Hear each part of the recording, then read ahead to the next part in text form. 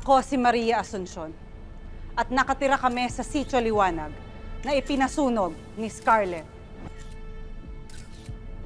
That's a blatant lie. Dinidelay niyo po ang sinasabi niya? Yes, of course.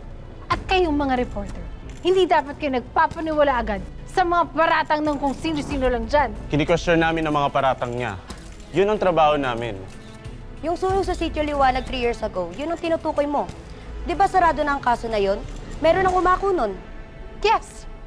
Pero hindi nakulong yung totoong nagpautos. Anong pruweba niyo?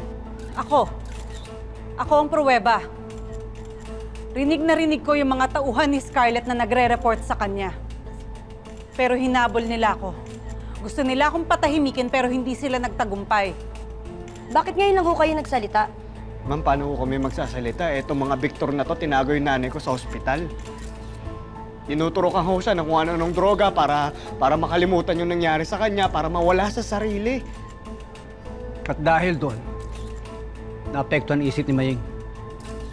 Mabuti na nakatakas siya. Kung hindi, doon pa siya mamamatay sa ospital.